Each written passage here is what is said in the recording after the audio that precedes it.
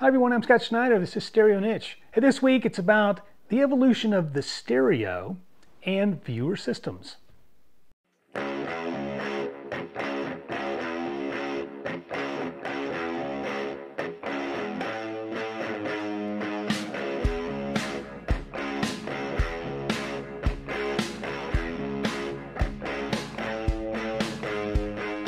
All right, so this week I'm going to cover a topic I've not really covered before. I've danced around it a little bit here and there, but it's sort of the evolution of the stereo in a way, and so some of the way it evolved from the floor radio into that, furniture, console, cabinet stereos. I wanted to talk through that a bit. So I've gotten quite a few emails of your systems, and so this week I'm going to showcase a few of those, and I'll do that periodically. I don't know if I'll do it every week, but I'll at least try to squeeze some in here and there, maybe 1 or 2 times a month. So stick around at the end if you want to see those as well. All right, so let's talk about something that I've not talked about before. And the reason I brought it up this week is because I received an email earlier this week from a person asking about their console stereo. And I responded to them, but I've gotten those sorts of inquiries quite a few times over the years, and there are just so many of them out there. And so I wanted to talk through what those are and what are the options and the collectability. But before I get there, I wanted to talk through what are they and how do they come about? And that kind of started, I'll say, in the 1920s, and that started with the radio, of course. So the radio initially were tabletop radios and floor standing radios. And these would have been placed in your home, in the living room back then. And if you recall from my last video, this is where the family gathered around and they listened to programs that were being broadcast each week. And so that became being able to listen to a specific program and hear those stories, and it was the precursor to watching television in the 1940s. So that became the center of home entertainment for a good couple of decades until the television came along. But there was a bit of evolution. It started out with the radio and these very nice ornate cabinets. The very nice ones that have survived for the most part were very expensive back then, and so you had to be of significant financial means to be able to afford them, but those are the ones that sort of stood the test of time. And there are some absolutely gorgeous cabinets that were made.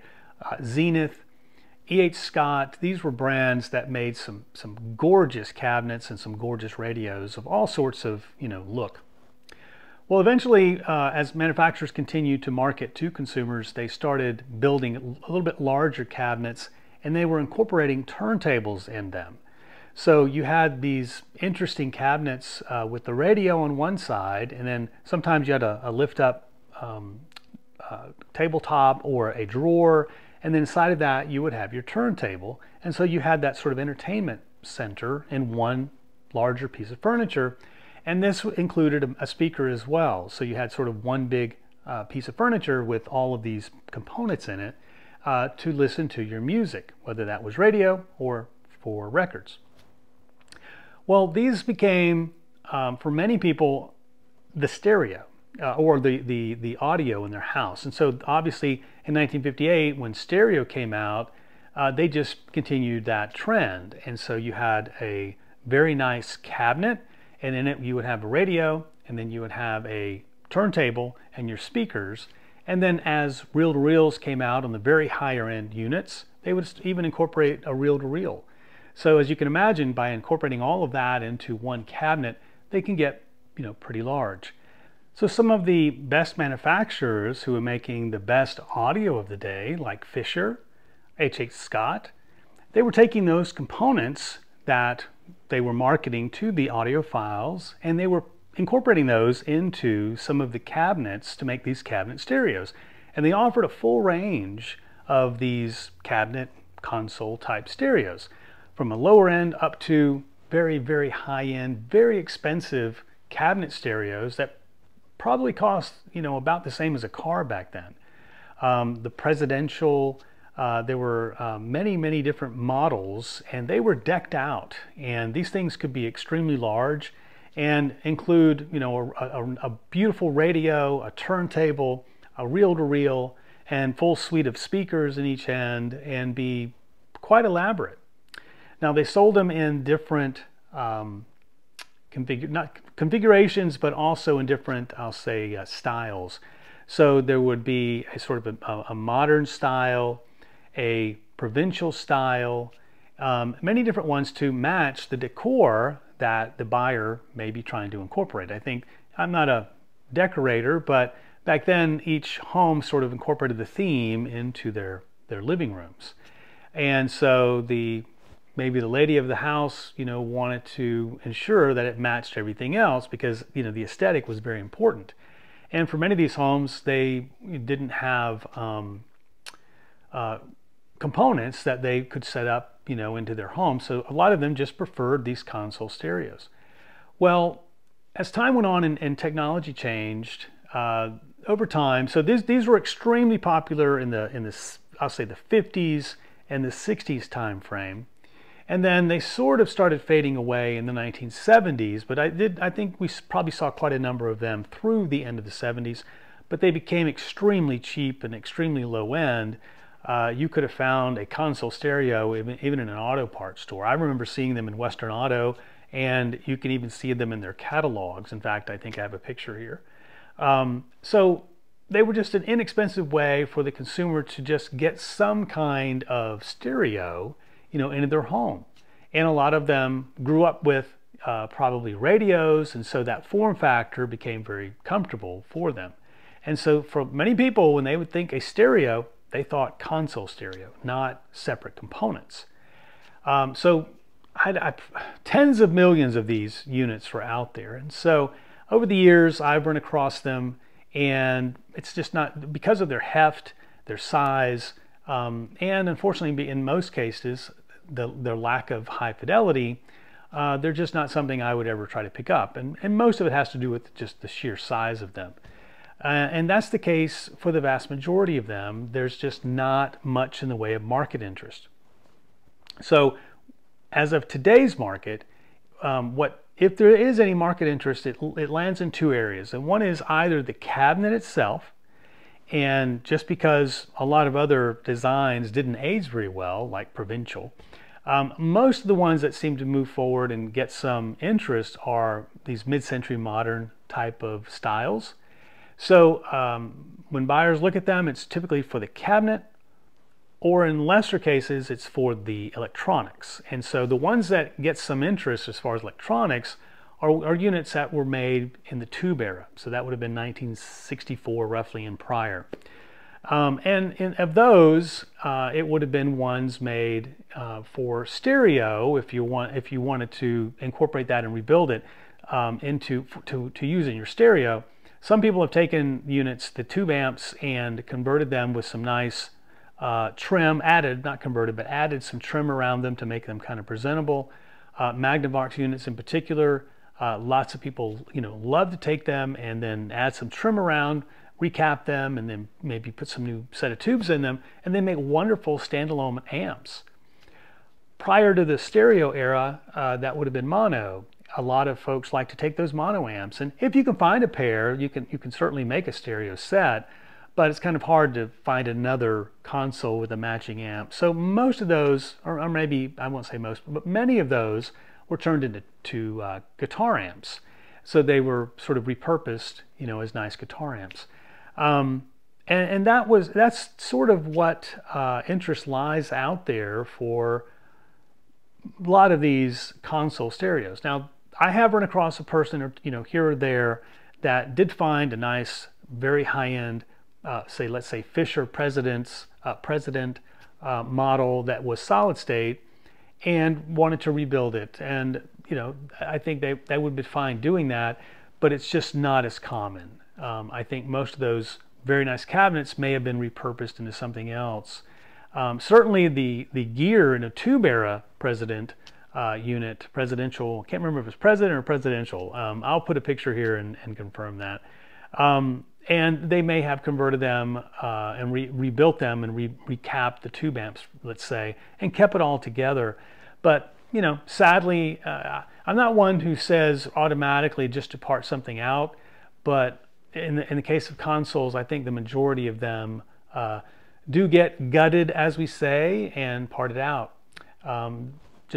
Because it's just a sad case of the state of most households today can't incorporate such a large cabinet. If you can, that's wonderful. It's to me a wonderful piece of audio history, and if you can rebuild them and keep them going, then, you know, kudos to you. I certainly appreciate someone that can do that and keep them going.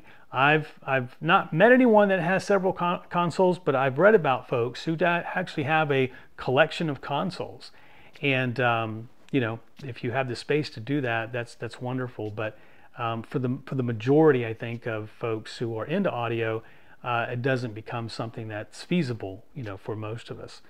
So that's sort of the market for consoles and where things are today. If you have one or have many of them, or have repurposed them, put some comments in. I'd love to you know, hear your story.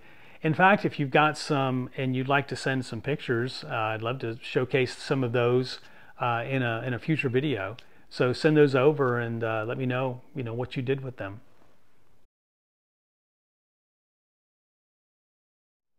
All right, well, it's time to take a look at some systems that folks have sent in. So I've set aside a couple of systems here from some of the folks who sent in their information this week. So let's take a look and see what they've shared with us and see some cool gear. So the first one is from Dan M. Dan's from Canada, from New Brunswick. So let's see what Dan's got here. So he's sent a great picture in. I'm going to take this from the left to the right and go through each piece. So on the left there, a beautiful Technics RT 1506 reel-to-reel. Looks like on the bottom down there, you got a Sansui TU 9900 tuner. Fantastic tuner. I did a review of that not long ago. Now next to that, some JBL L112 speakers. Keep on going. There's a Sansui set there. That's the BA 5000 amp and the matching CA 2000 preamp. Beautiful set. Awesome.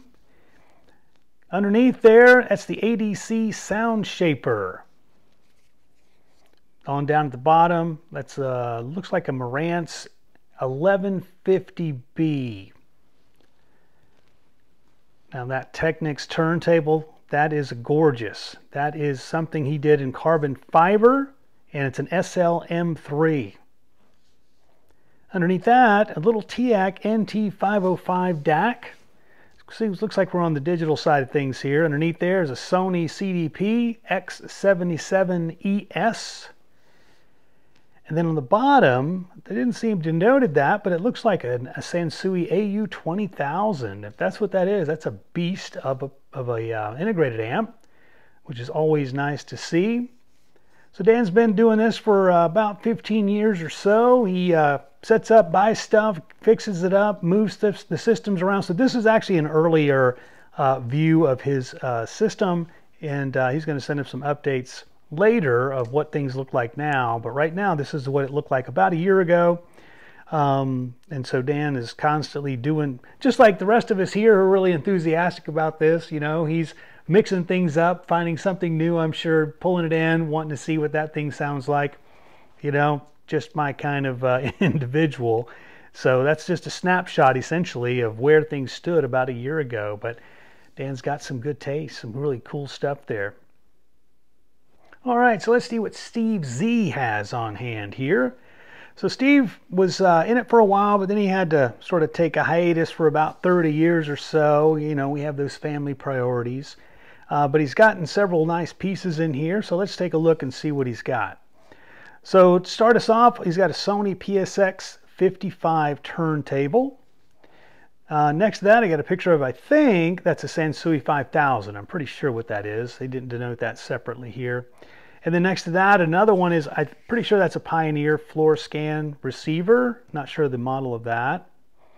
And then On the speaker side of things, on the next slide, he's got some ADS L710 shown here, but he's also got a set of ADS L780 that you see in that last picture, I think. Next to that, we probably know, lots of us know the Advent. That's the original large Advent.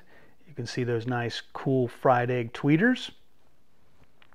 And on the last picture, you'll see a system setup picture there with a few of the Mac pieces, but he's got quite a few Mac pieces. Not sure exactly which ones those are, but for some pre's, he's got a C31V, a C26, and an MX115. And on the amplification side, he's got an MC2155 and an MC2002. So that's where Steve is currently. He's got some cool stuff, and we certainly appreciate you sending those in. All right, well, I hope you guys appreciated that. You know, if you see a console now, maybe you got a little more idea of what to think about if you runs through your head for at least a moment that you might be interested in it. So maybe something to think about now as you see those in those thrift stores and things like that. Keep those system pictures coming. Certainly appreciate it. I'll continue to share those maybe once or twice a month with you guys. It's interesting for us to see what you guys have, what you're finding out there, and what you're collecting, and having your systems. So it's a lot of fun. If you don't want to miss the next video, hit subscribe. Want to get notified, hit that bell. And as always, thank you guys so much for tuning in.